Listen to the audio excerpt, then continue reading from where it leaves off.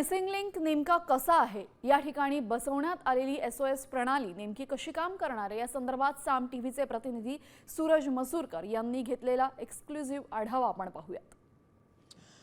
Missing link रोडवरील सगळ्यात महत्त्वाचा असणारा तो बोगदा, त्याच बोगद्यामध्ये आपण सध्या आहोत आणि त्या बोगद्यामध्ये अशा यंत्रणा लावलेल्या आहेत ज्या कोणतीही घटना या बोगद्यात घडली, कोणताही अपघात घडला तर थेट तुम्ही एक कंट्रोल रूम आहे त्याकडे संपर्क करू शकता आणि त्यासाठी SOS प्रणाली जी आहे ती या बोगद्यात लावण्यात आलेली आहे। 150 मीटरच्या अंतरावरती ही SOS प्रणाली आहे। आपण या ठिकाणी बघतोय की कशा पद्धतीने ती या ठिकाणी बसवण्यात आलेली आहे, लावण्यात आलेली आहे। जर का कोणतीही वाईट घटना प्रवाशांसोबत या बोगद्यात घडली तर तुम्ही या SOS प्रणालीचा वापर करू शकता, त्याची मदत घेऊ शकता।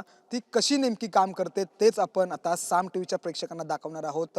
मुंबई पुणे एक्सप्रेस हायवेवरती प्रवास करणाऱ्या प्रवाशांसाठी आपण दाखवणार आहोत। जर का कोणताही अपघात किंवा कोणतीही विचित्र घटना या बोगद्यात घडली तर तुम्हाला या SOS प्रणालीद्वारे मदत थेट तुम्ही कंट्रोल रूमशी मागू शकता। हे बटन जे आहे लाल कलरचं ते तुम्हाला दाबायचं आहे। त्यानंतर कंट्रोल रूममधून एक व्यक्ती तुमच्यासोबत चर्चा करेल आणि त्यानंतर थेट मदत जी आहे ती तुम्ही यांच्याकडे मागू शकता। हेलो सर, यहाँ पर एक एक्सीडेंट हुआ है तो हमें आपकी हेल्प चाहिए थी, आपकी मदद चाहिए थी। यस सर, अभी हम सीसीटीवी में आपको देख सक रहे हैं। RHS 11 पे आप खड़े हैं। अभी टैक्स टीम आपके पास आ जाएगा सर। बहुत बहुत शुक्रिया।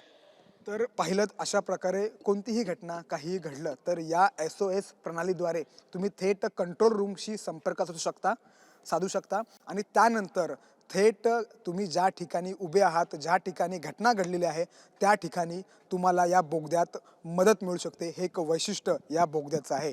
कॅमेरामॅन गणेश कानडेसह मी सूरज मसूरकर, साम टीव्ही, लोणावळा।